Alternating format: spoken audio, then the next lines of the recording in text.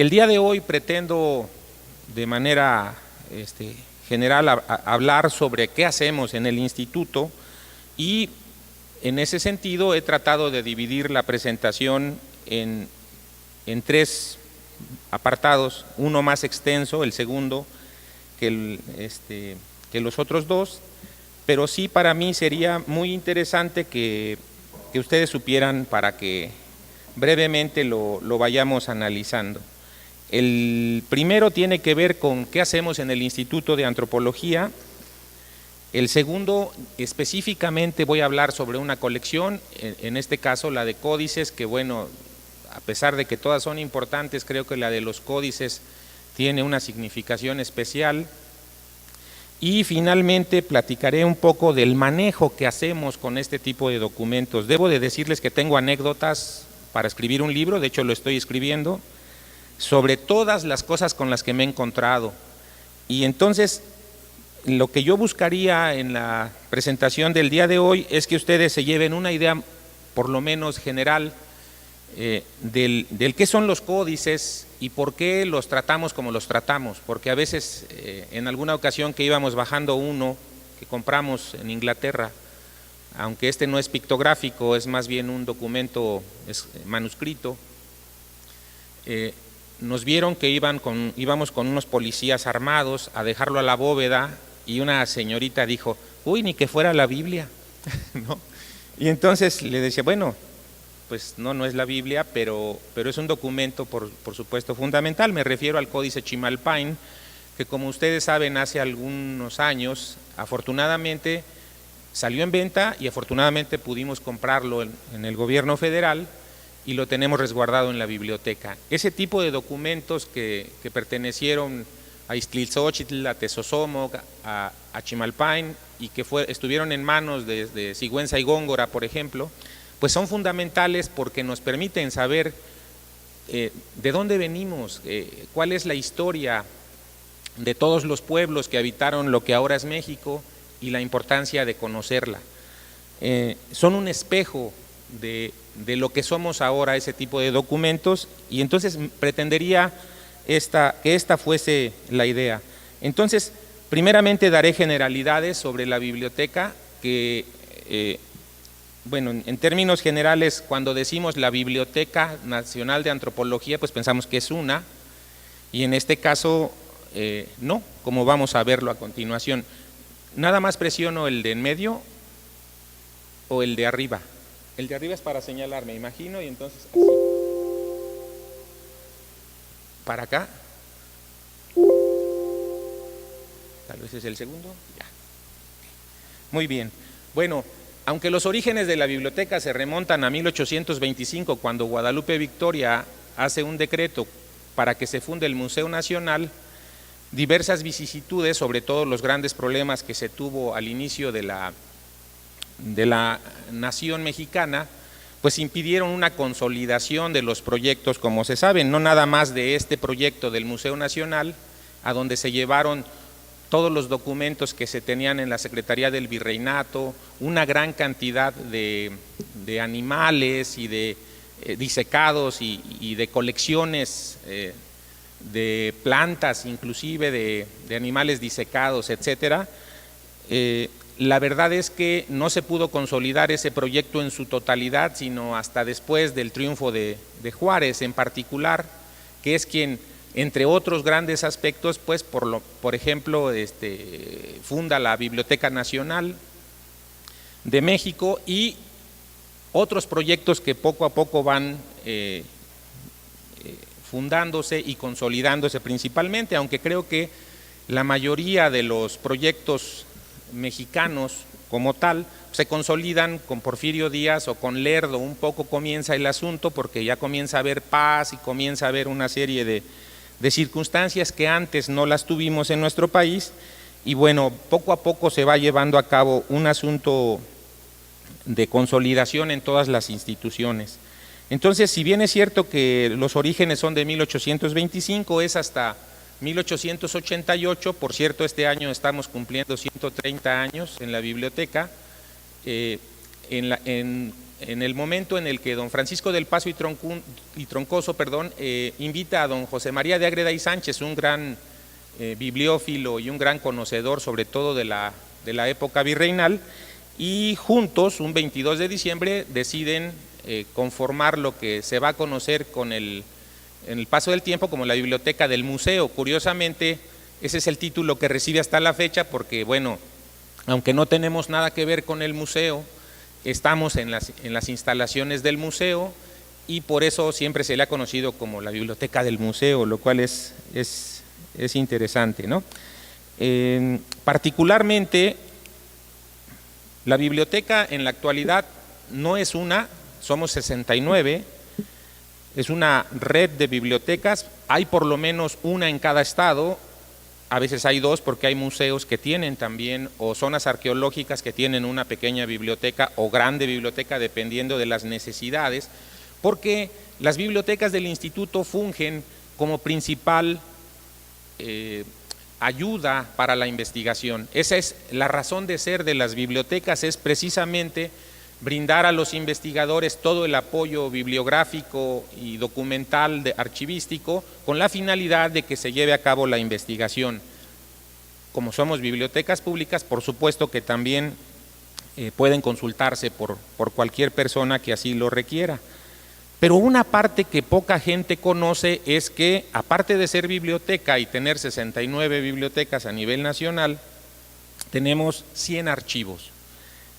Cada unidad del instituto que reciba recursos forzosamente tiene un archivo, porque lo que más ha lucido toda la vida pues es el archivo histórico, ya cuando lo ve uno acomodadito y por lo menos algo catalogado, pero la verdad es que la gestión documental comienza en el archivo administrativo en el momento en el que nos llevan un expediente y termina hasta que el Archivo General de la Nación extiende un documento en donde le da su acta de defunción a los documentos que se van al CONALITEC para que se destruyan o bien para que pasen a formar parte de nuestros archivos históricos. En ese sentido, la biblioteca tiene 100 archivos, aparte de ser yo el director de la biblioteca, soy el coordinador nacional de archivos y de bibliotecas del instituto, que es independiente de las bibliotecas como tal.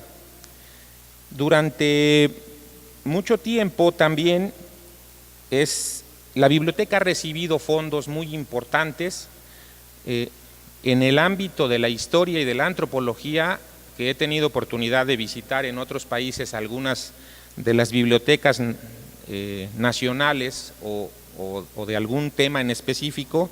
Debo decirles que es una de las bibliotecas más importantes de América en el ámbito de la historia y de la antropología, y junto con otra biblioteca hermana, con la Biblioteca Nacional de México, pues que somos, les digo yo, hijos de los mismos padres, porque muchos de los directivos que estuvieron en el museo pasaron a la Biblioteca Nacional, sobre todo en el siglo XIX. Higuinis, José María de Ágreda y Sánchez, por ejemplo, son dos de los ejemplos que podría poner. Entonces, por supuesto que los fondos que hay en la Biblioteca Nacional de México son muy importantes, pero también cuando nos empezamos a dar cuenta de los fondos que tiene la Biblioteca Nacional de Antropología, nos damos cuenta de su importancia. Y compartimos fondos, por ejemplo, el Fondo Franciscano, la Biblioteca Nacional de México tiene una parte y nosotros tenemos otra parte. Tenemos muchísimos fondos, la verdad es que, y no nada más en México, hay en Michoacán, hay en Oaxaca, hay en muchos de los centros y todos o muchos de ellos de gran trascendencia. Tenemos un fondo general de libros de casi 400,000, debo decir que estos últimos años hemos recibido más de 65, 70,000 libros, nada más de intercambio, canje, donación y adquisición. Tenemos una excelente colección de folletería, tenemos un fondo reservado de libros específicos con colecciones específicas muy importantes, tenemos bibliotecas personales, recién hicimos, ahora que se conmemora el 200 aniversario del nacimiento del nigromante, hicimos un pequeño libro porque ahí tenemos su biblioteca, una pequeña parte, porque él siempre como lo metían a la cárcel a cada rato, pues su familia tenía que vender sus libros. Entonces no quedaron tantos, pero una pequeña sección que quedó la tenemos en la biblioteca, así como una parte de su archivo. ¿Ustedes sabían, por ejemplo, que el nigromante era un gran dibujante? Tenemos un fondo conventual en toda la República de alrededor de 60,000 libros conventuales, y siempre que encuentro por ahí algunos en los libros de viejo que traen marca de fuego, los adquirimos para que se pueda ir conformando nuevamente. Sobre todo sabemos que la marca de fuego nos permite adscribirlo a algún convento o algún colegio, y pues tratamos de ir juntando nuevamente esta gran colección que desafortunadamente en el siglo XIX se disgregó, pero creemos que esto es importante.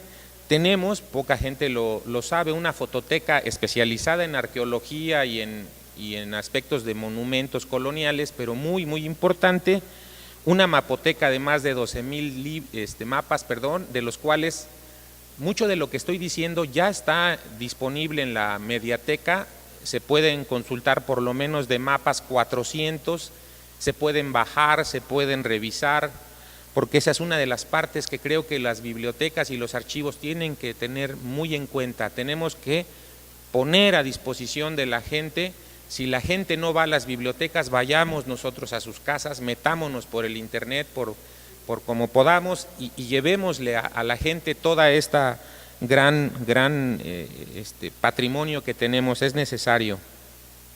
Tenemos también un archivo histórico muy importante. La verdad, platicaba hace un momento con la directora de la Biblioteca Nacional, con la doctora, precisamente Silvia, de que hemos, en el caso mío, yo que estoy estudiando algunas cosas ahorita sobre composiciones de tierras, pues que ahí en la biblioteca hemos encontrado una gran cantidad de información que se complementa con la que tenemos en la biblioteca de antropología y viceversa. Entonces, esto para mí es muy importante que se pueda revisar. Por supuesto, está una página en donde ustedes pueden acceder y revisar con más detenimiento, y tenemos, que es precisamente lo que me dará pie para continuar con esta charla, una colección de códices maravillosa. Debo de decirles que he tenido la oportunidad de ver todos y cada uno de los códices. Hace algunos años hicimos la exposición de códices, y para hacer la curaduría que me tocó llevar a cabo, pues tuve que ver todos los documentos. En algunos casos son unos tan grandes que no se pueden desplegar en una mesa, son 12 o 14 metros cuadrados.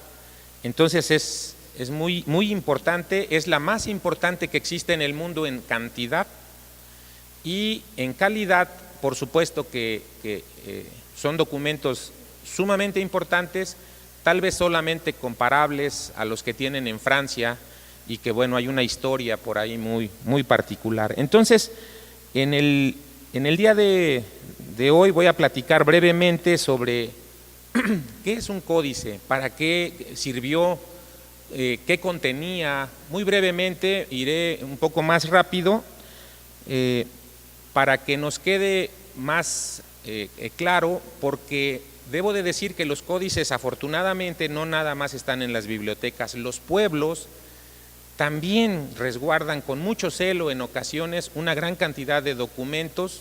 Por ejemplo, yo he trabajado los documentos de la Sierra de Guerrero.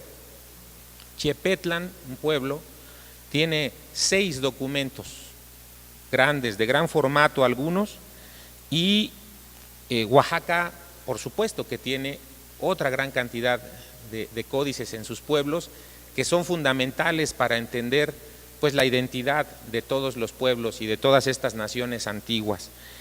Entonces, primeramente me gustaría decir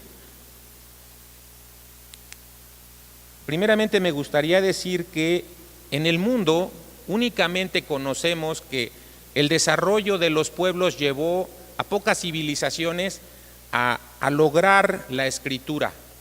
Entre ellos tenemos, por supuesto, a Mesopotamia, a la India, a China, tenemos a Egipto, y tenemos también en América. Creemos hasta este momento que nada más se desarrolló la escritura en Mesoamérica, porque todavía en el Perú está un poco dudoso si el quipu, esa serie de enredos de hilo, tienen un significado como tal escriturario o no lo tiene. Por ahí hay alguien quien dice que sí, pero la verdad es que todavía no tenemos elementos para poderlo decir. Sin embargo, dentro de estos focos civilizatorios, Mesoamérica, en específico, que bueno, Mesoamérica, como ustedes saben, llega hasta Nicaragua, El Salvador, una parte de Honduras y Belice, por la escritura maya, pero particularmente en la región del México central, pues es a donde se desarrollan sistemas escriturarios que no necesariamente tienen por qué ser iguales a los que conocemos que llegaron al alfabeto. Esto es fundamental y ni falta nos hacía, debo de decirlo, ¿no?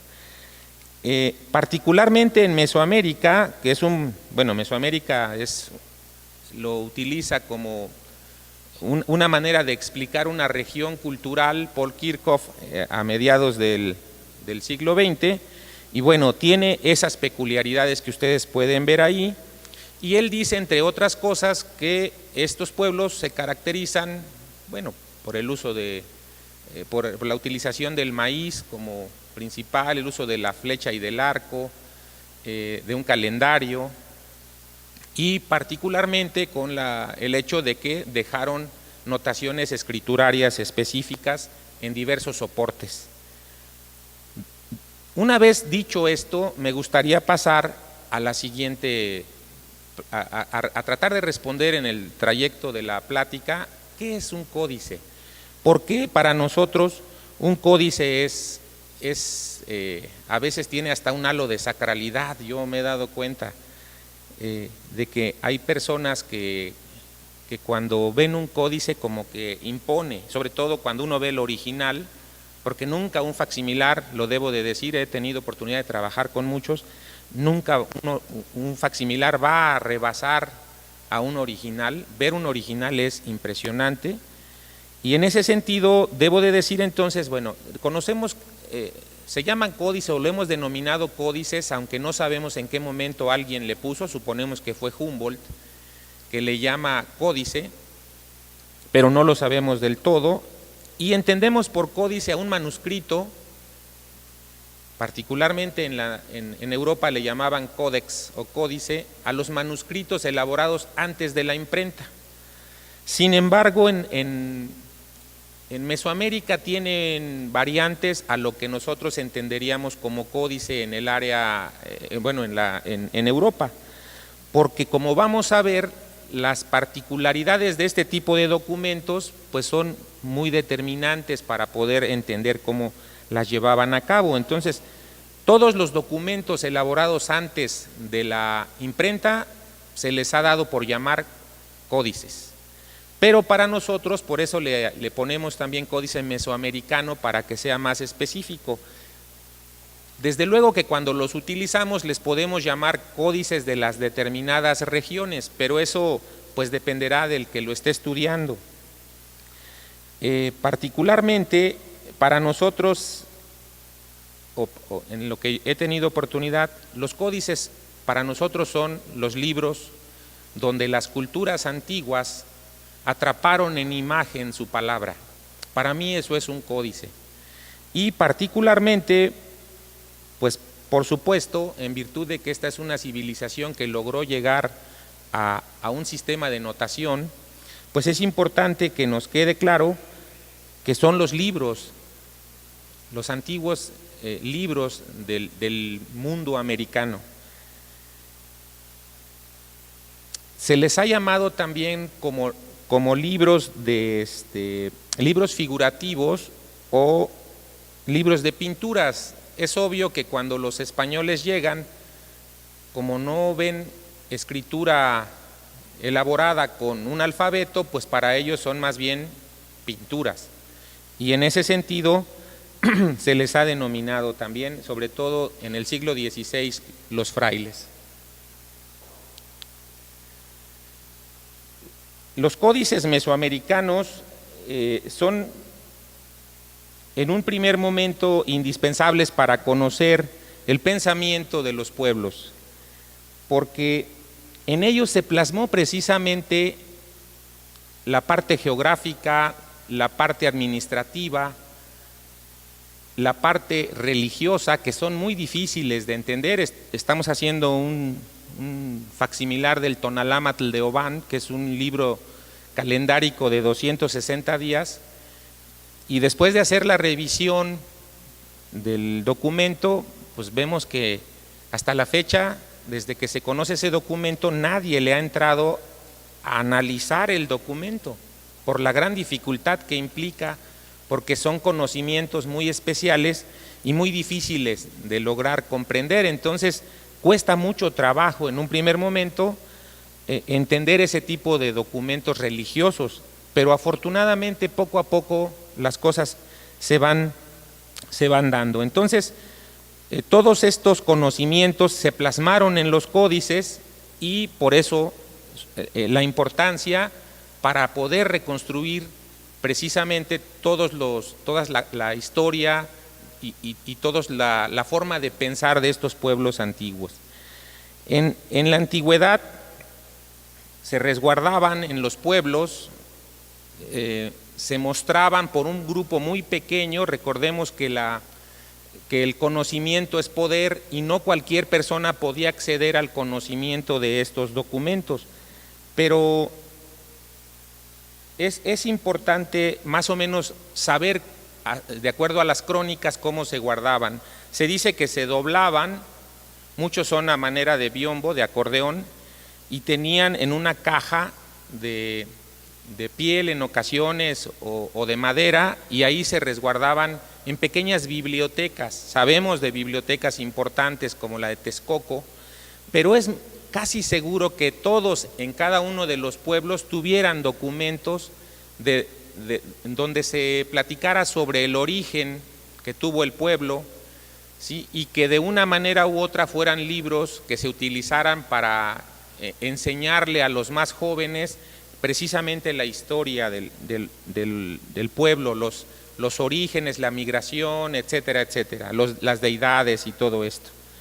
Al momento de que los españoles llegan a estas tierras, se hablaban más de 90 idiomas. Lógicamente, con el paso de los años siguen desapareciendo. Es una gran tristeza que muchos de nuestros idiomas hayan desaparecido, más entre 25 y 30 hasta la fecha, han desaparecido, porque en la actualidad se hablan entre 64, 65 idiomas, y hay algunos que desafortunadamente siguen en riesgo. En el siglo XX, por ejemplo, desapareció la lengua chiapaneca, de la cual únicamente se conocían, hace poco apareció otro, 7 documentos. Entonces, pues es un empobrecimiento cultural el que ocasiona la pérdida de una lengua, y en ese sentido creo que los documentos que todavía existen deben de ser estudiados y debe de promoverse que exista su estudio.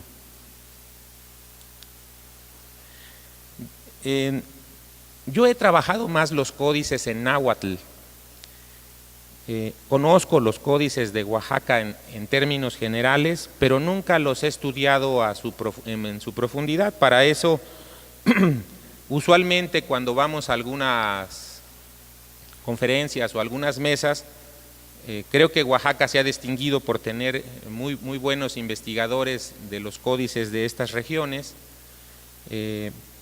y creo que en ese sentido es necesario el diálogo, pero particularmente yo me referiré siempre en términos náhuatl, porque es lo que trabajo, no por otra circunstancia.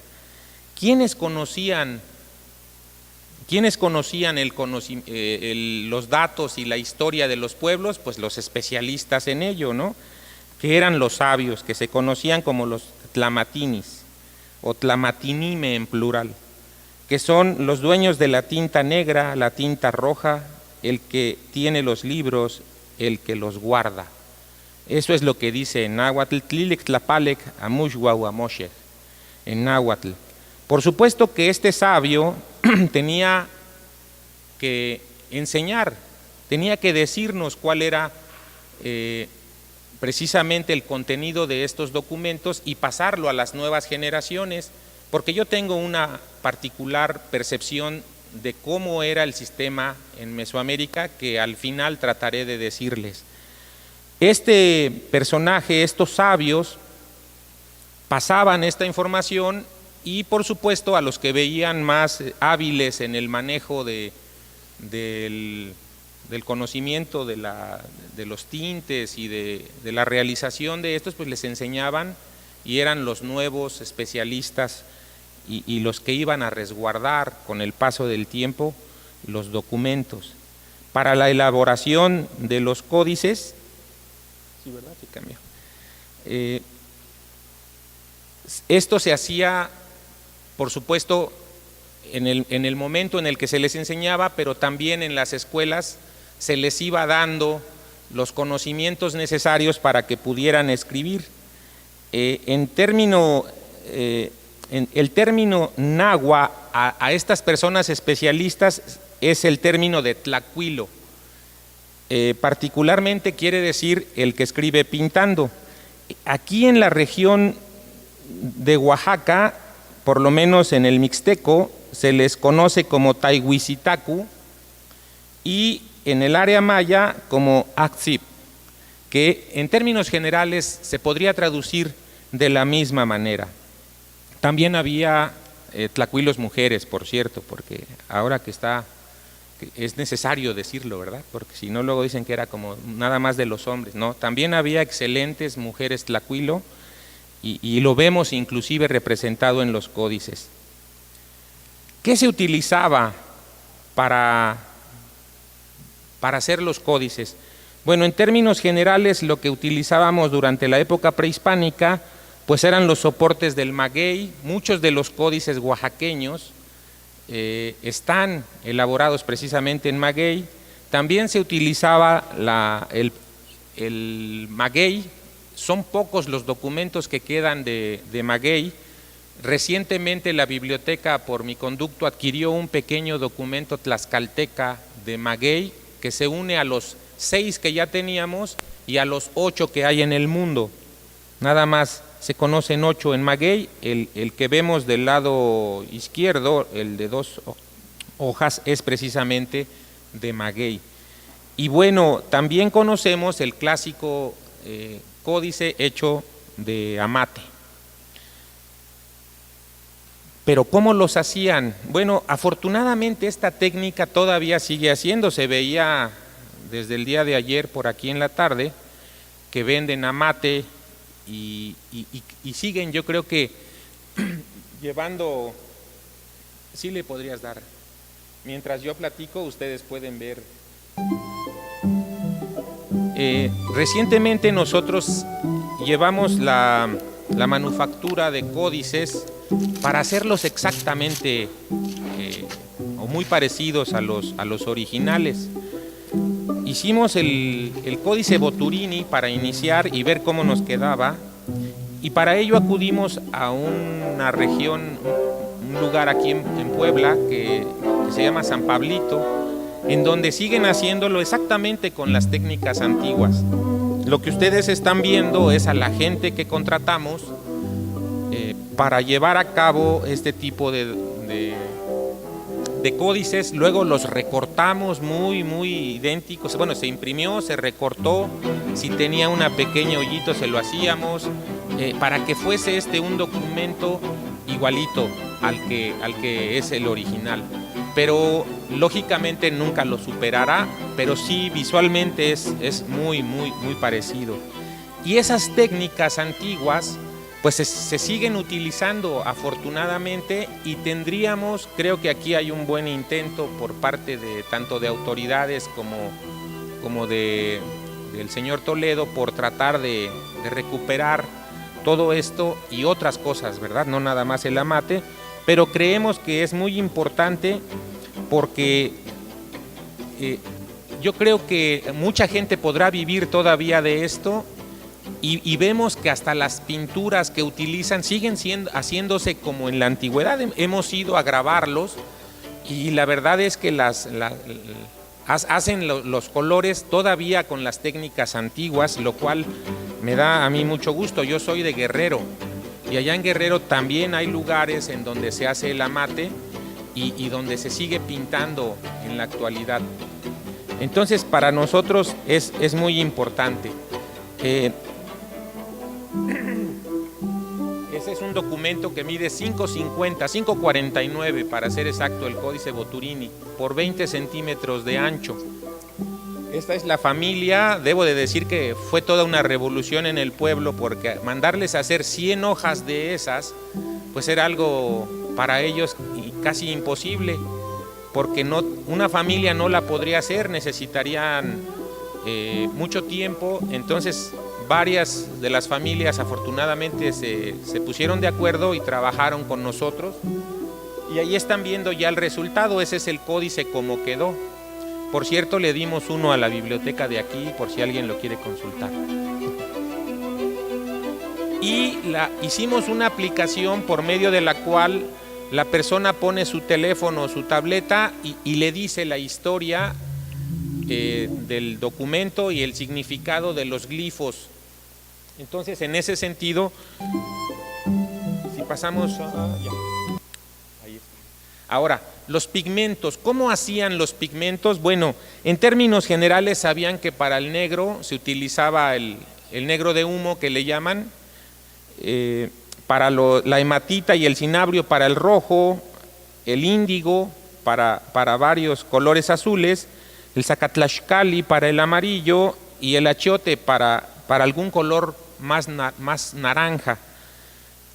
Entre todos estos, que son usualmente materiales naturales o minerales, debo de decir de dos que me parecen muy interesantes. Uno es la grana, que aquí Oaxaca es uno de los grandes productores que quedó de la grana, en Nochistlán particularmente, pero no nada más Nochistlán, aunque en la época virreinal no nada más era Oaxaca, si bien es cierto que era el centro más importante. Por ejemplo, Tlaxcala, Huejotzingo, Cholula, también tenían grandes corrales de grana y se vendía por tortillas de grana. Hace poco hubo una exposición en el Museo de Bellas Artes, en donde yo precisamente escribía algo relacionado con la producción de grana en Huejotzingo. Como los oficiales españoles se hicieron del control de la grana y ponían los precios que les gustaba, y en detrimento de las economías indígenas, una buena noche los indígenas de esa región poblano-tlaxcalteca decidieron cortar por lo sano, y en una sola noche cortaron todos los nopales de la región y jamás se volvió a hacer grana. Aunque, bueno, algunos por ahí todavía tenían unos cuantos para, yo creo que sus propias necesidades. Es por eso que Oaxaca quedó como el centro más importante de producción de grana hasta donde sé en la actualidad.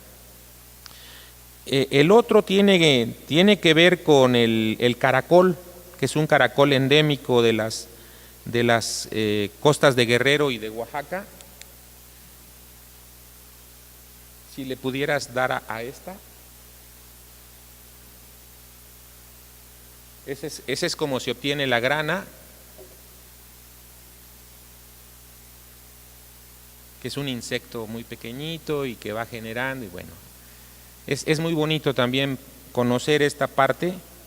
Debo de decir que desde hace 1 año y medio o 2 estamos llevando a cabo ya análisis específicos sobre los colores de varios de los códices, y particularmente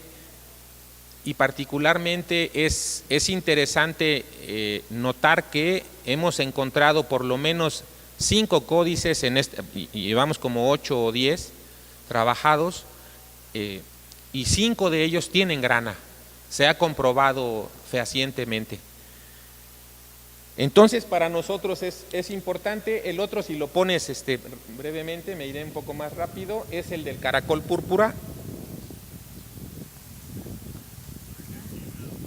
que se obtiene se lleva la prenda y ahí mismo, porque no se mata al animal, nada más se le ordeña, por decirlo así, y se vuelve a dejar porque se va a utilizar con el paso del tiempo. Es muy interesante en ese sentido. Posteriormente Para nosotros debo de decir que hay códices en Guerrero, hay códices en Tlaxcala, hay códices en Oaxaca, hay códices en el Estado de México y particularmente los podemos dividir en dos grandes secciones. En dos grandes secciones, los códices prehispánicos y los códices ya virreinales como tal. Tenemos en Oaxaca, tenemos en Puebla, si ustedes se dan cuenta casi todos están en el centro, quitando a los mayas que van más hacia el sur, Guerrero, el centro de México que incluye lugares del Estado de México que tiene una gran cantidad de códices, Tlaxcala, y como decía los podemos dividir en códices prehispánicos y códices novohispanos. Particularmente los prehispánicos, estos la mayoría son, nada más conocemos 15 o 16 códices, la mayoría son de esta región, son de los más bellos que hay, ustedes pueden inmediatamente verlos, son la mayoría en piel de venado, es lo que se puede entender, y bueno, nada más conocemos los mixtecos, que son los del grupo Borgia y algunos del área de, bueno, mexica o del México Central y Tlaxcala. Su temática es variada, son hermosos pero difíciles, no cualquiera los estudia precisamente por eso. Los códices mayas, que son prehispánicos, el códice de París, porque está en esas ciudades, el de Dresde, que acabamos de publicarlo también en Amate, el códice de Madrid, y debo de decirles que en próximas fechas daremos una noticia muy importante de otro códice maya, una noticia muy importante, se le hicieron estudios a otro documento y al parecer lo que hemos ido encontrando es muy importante, ya estén atentos si les interesa el tema. El grupo Borgia, que recibe el nombre de grupo Borgia precisamente por ser el grupo,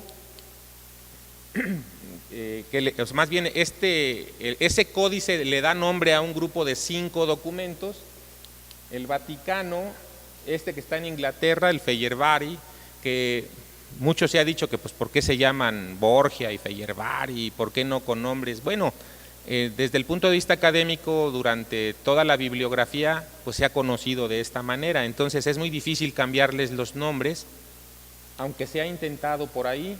El Cospi, que está en Italia, el Laúd, que está en Inglaterra, los códices mixtecos, que tienen mucho relación con la vida de Ocho Venado Garra de Jaguar, el gran guerrero que unifica toda la mixteca, el códice Bodley, el colombino, que lo tenemos afortunadamente en la biblioteca y que es una parte de otro que está en Inglaterra, el Becker, el Vindobonensis, que está en Viena y que mide 12 metros y medio, para que ustedes se den una idea, son documentos, además de bellos, pues muy importantes, algunos se leen de derecha a izquierda, otros de izquierda a derecha, y cuando vemos que no hay una aparente lectura, usualmente nos vamos al glifo más grande y de ahí comienza la lectura, eso nos lo han enseñado los profesores. Selden, el códice Selden, el Nutal, ahí le faltó una T a Nutal. Los códices mexicas, que son muy importantes, el códice borbónico, que está en el Palacio de Borbón en Francia, el Tonalámatl, que me permití traer un pequeñín para que ustedes lo vieran, estamos haciendo un ejemplo de, será del tamaño normal, pero como estoy haciendo pruebas, me sobraba un poco de amate y decidí hacer uno pequeñín. Si alguien lo quiere ver, lo pueden ir pasando por ahí con confianza, no será problema.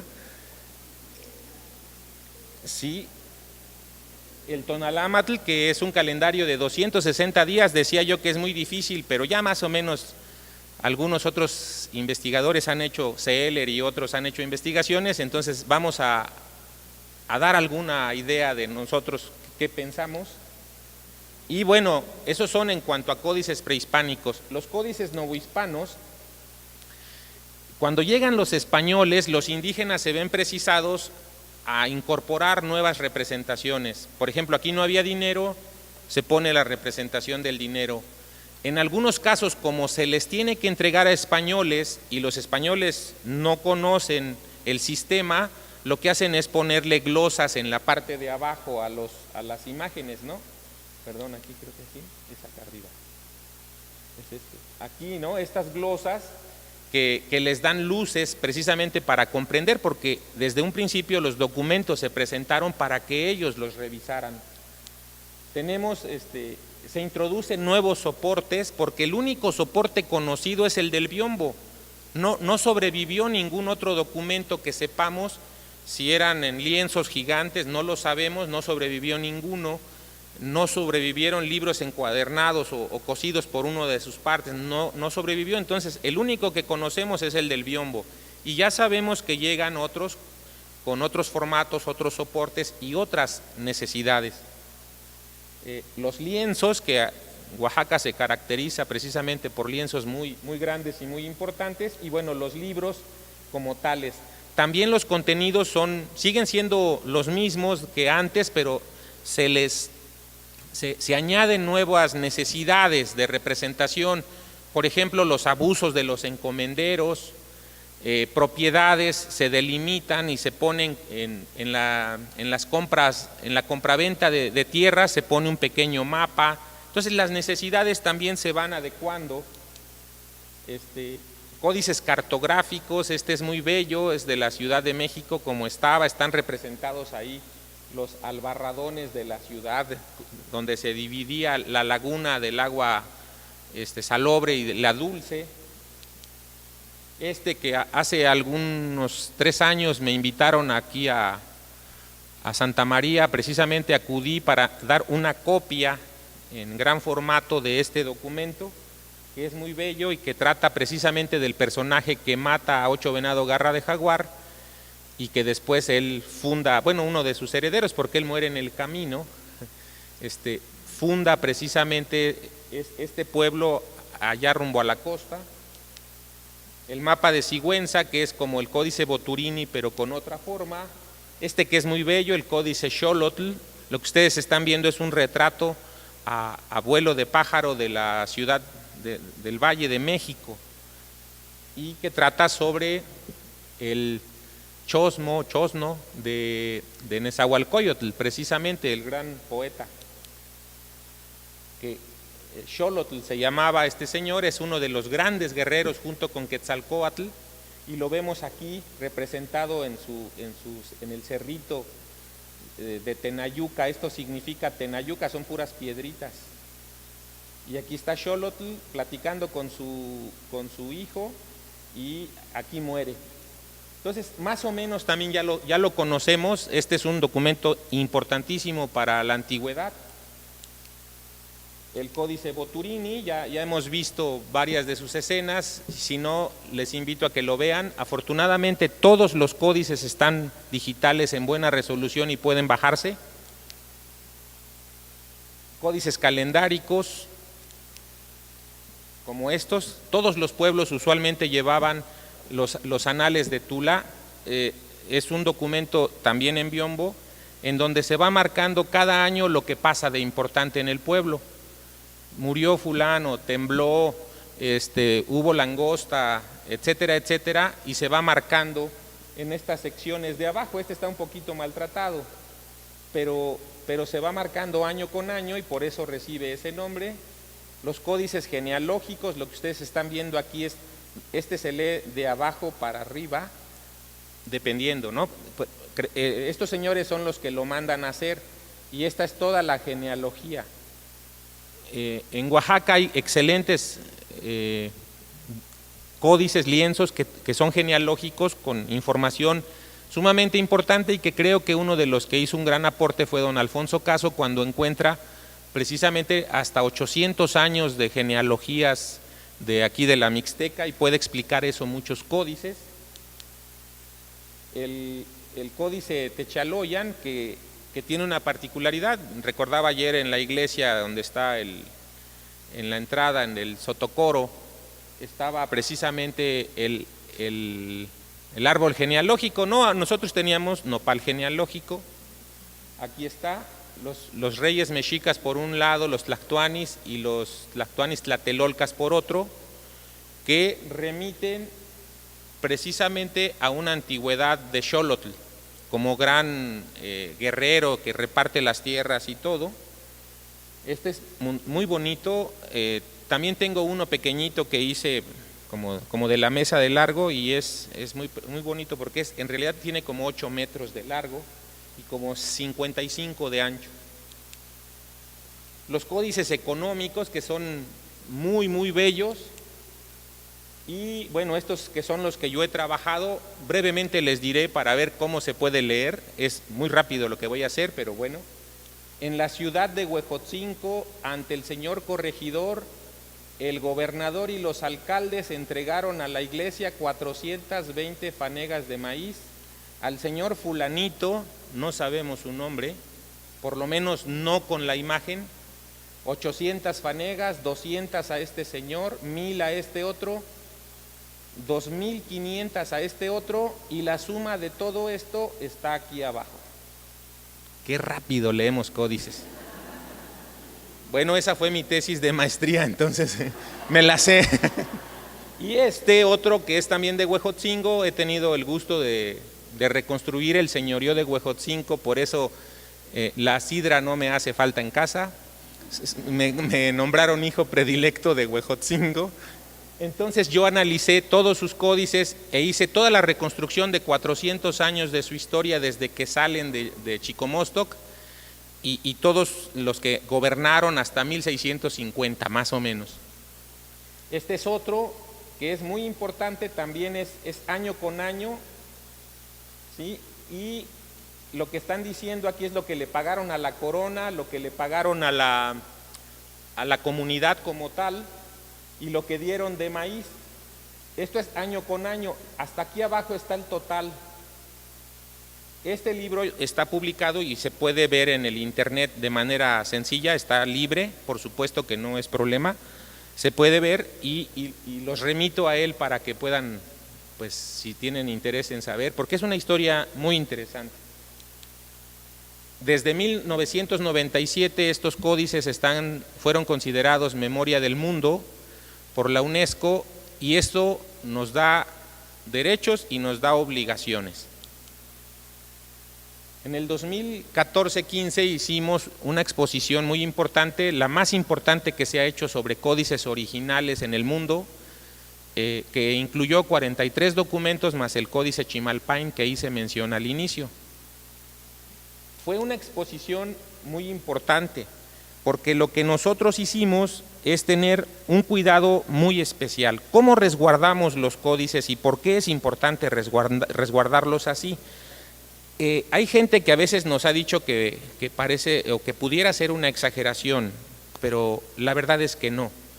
Nosotros tenemos una bóveda bancaria en México.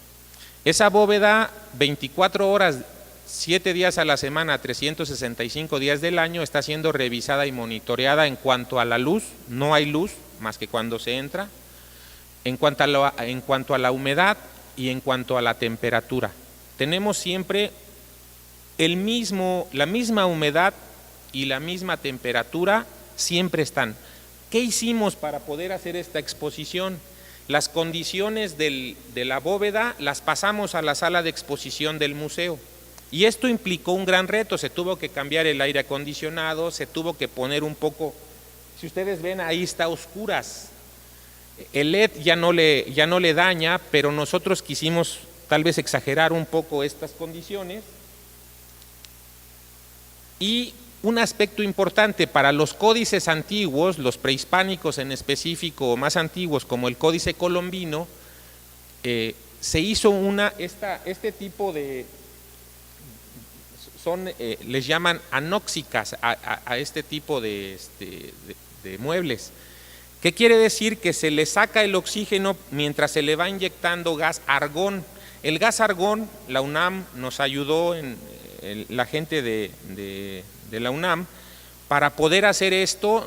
en Estados Unidos y en Europa se utilizaba mucho. Esta fue la segunda ocasión que en México se utilizó esta tecnología. Se había utilizado antes para exhibir precisamente el Acta de Independencia en el Palacio Nacional, pero esto implicaba un reto porque son muy grandes, entonces se tenía que tener mucho cuidado para al momento de inyectar que no hubiera fugas y todo tenía que estar completamente cerrado. Un grupo especial de físicos y de gente especialista nos ayudó. Entonces, ustedes ven, se fabricó ex profeso cada una de los muebles, ¿sí? Y por primera vez se pudieron poner los muebles en su extensión. Algunos de tela gigantes se pusieron por primera vez. Este es el Códice de la Cruz Badiano que el Papa donó, regresó a México cuando se restablecieron las relaciones diplomáticas de nuestros países. Y bueno, lo que ustedes pueden ver ahí es precisamente si el documento naturalmente tenía esta inclinación, se hacía el mueble especialmente para la inclinación, para no causarle ninguno de los daños, siempre con guantes, siempre con los cuidados más importantes los tuvimos en esta exposición, precisamente por la gran circunstancia que para nosotros implica.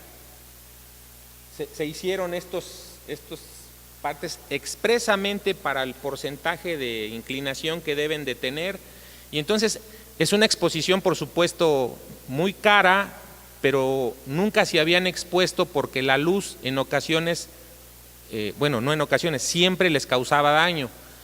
Afortunadamente el LED vino a quitar esta circunstancia y es por eso que pudimos hacer esta exposición que duró nada más 110 días, no pudo durar más, no es lo correcto. Estas son las vitrinas, esas son las medidas precautorias. Ustedes ven, ustedes se acercaban al mueble aquí y se prendía la luz, y cuando la gente se retiraba se volvía a apagar. Eso evitaba que hubiese una exposición directa, ¿sí? Esta es la exposición. Debo de decirles que los códices desde ese entonces están disponibles, se pueden bajar. Nos dicen, es que van a hacer playeras, pues que las hagan. Es que nosotros no podemos ni debemos. Creo que esto es patrimonio de todos los mexicanos y pueden y deben de tener acceso, me parece a mí, todas las personas que así lo quieran, ¿sí? Y debo de decir, para terminar, un aspecto muy importante. Los códices son el repositorio en donde se plasma la cultura de los pueblos. Cuando un grupo llega a una región, se va apropiando del territorio de manera paulatina. Lo primero que hace, desde luego, es establecerse, después recorrer y nombrar. Al nombrar en el agua tal, en el cerrito de tal, va apropiándose del espacio. El códice es precisamente el lugar en donde todo este conocimiento y más se plasma. En el mundo existen alrededor de 600 o 650 códices, eso dependerá a qué le llamemos códice y a qué no. Es importantísimo tener conocimiento de los documentos para que no sigan saliendo del país. Desafortunadamente salen del país. Las leyes actuales, por ejemplo la de archivos, ahora impondrá multas, impondrá cárcel inclusive a la persona que saque documentos de nuestro país, porque eso la ley de monumentos lo impide. Al contrario, lo que queremos es traer. Hace más o menos un año se iba a vender en una subasta de Nueva York un documento del siglo XVI de la Inquisición. La Secretaría de Cultura me pidió a mí que asistiera a ver el documento y que diera un dictamen. Acudí, el documento decía en la casa de subastas que era copia, fue un documento original de Luis de Carvajal el Mozo, que había quemado la Inquisición en 1596 y se lo habían robado en 1932 del Archivo General de la Nación. Eso fue mi dictamen. Primero es el original, segundo es de Luis de Carvajal, de puño y letra de él, tercero se lo robaron de México en 1932, aquí están las pruebas, y cuarto, se trata de patrimonio bibliográfico mexicano susceptible de ser repatriado. Y el documento, afortunadamente, con el apoyo de la Secretaría de Relaciones Exteriores y de la Secretaría de Cultura, lo tenemos en la Biblioteca de Antropología. ¿Por qué? Porque es patrimonio de todos y a todos nos compete cuidarlo, estudiarlo, conocerlo, enseñarlo inclusive a los niños, a los jóvenes, para que sepan la importancia de esto. Los pueblos tienen muchos y qué bueno que los tengan, porque ahí está su identidad. Tenemos casos, por ejemplo, San Miguel Amatlán, de aquí de cerquita Guelatao, le dio a la biblioteca sus 2 lienzos para que se custodien, y cada vez que una autoridad llega, va a la autoridad, ve sus documentos y regresa al pueblo a decirles qué es lo que ellos ven. Es un comodato, los documentos siguen siendo de ellos, el INAH no quita documentos, eso es una leyenda. Al contrario, hemos ayudado a muchos pueblos a tenerlos de manera adecuada, haciéndoles guardas de primer nivel y guardas de segundo nivel. Y la verdad es que se exagera, si ustedes quieren llamarle así, en el cuidado de todos estos documentos. Recientemente la UNESCO, hace una semana y media, otorgó a la región Cuicatlán-Tehuacán el reconocimiento como memoria, como sitio importante, particularmente a la Reserva de la Biosfera, y tuve el gusto de participar en el grupo interdisciplinario encabezado por biólogos y por un grupo muy grande para presentarlo. ¿Y qué dijimos? Yo me dedico a las bibliotecas, ¿yo qué voy a decir? Bueno, es que toda la cultura precisamente está representada en los lienzos, forma parte integral, pero es que es una biosfera, sí, pero si ustedes ven los lienzos, ahí están precisamente representados cactus, están representadas montañas, y por tal motivo es un documento importante para poder dar cuenta de todo este desarrollo cultural en este tipo de regiones. Entonces, creo que nos compete a todos como mexicanos, no nada más este tipo de documentos, yo creo que todos los documentos, pero por la rareza, en virtud de que hay muy pocos, ¿sí?, nos compete hacer algo por su cuidado y porque se estudien. En la medida en la que se estudien, los pueblos tendrán elementos para poder conocer su historia y tendrán elementos para poder, pues, hasta defender ante ciertos aspectos, ¿no? Cuando fui a Tlapa, una persona me decía, ¿y usted por qué viene a Tlapa a presentar este libro si está re lejos, no? Y yo le decía, bueno, es que yo quisiera que la gente de aquí se diera cuenta que tienen una historia antigua muy importante, que descienden de tlactuanis, de reyes, y que su historia es muy importante, y si este libro les puede dar algún elemento para poder comprender ese origen, ¿sí?, que seguramente lo conocen en algunos casos por tradición oral, pero si algo puede ayudar uno de los libros, yo quisiera que se diera. Siempre que escribo un libro, llevo al pueblo libros y los reparto a la gente. Ajusco es un caso curioso en México. Son 604 comuneros y cada comunero tiene un libro. ¿Por qué? Pues porque lo consideran fundamental. Entonces, en ese sentido es por donde yo quería llevar esta plática, dar un panorama muy general. Por supuesto que puedo dar 2-3 horas de cada códice, no los conozco todos, pero en general sí, porque es tanta la información que está que no acabaría. Yo terminaría invitándolos a conocer por el internet. La biblioteca de verdad tiene muchísimas cosas, tiene aspectos de entrevistas a los refugiados españoles, y estos refugiados dieron entrevistas, entonces ya las tenemos digitalizadas y están disponibles para toda la gente. Creo que el futuro de las bibliotecas y de los archivos será ese, poner a disposición de la gente de manera digital para que se pueda acceder desde cualquier momento. Y creo que este tipo de foros nos darán las pautas para que esto sea posible. Les agradezco mucho y bueno, espero que haya sido de utilidad.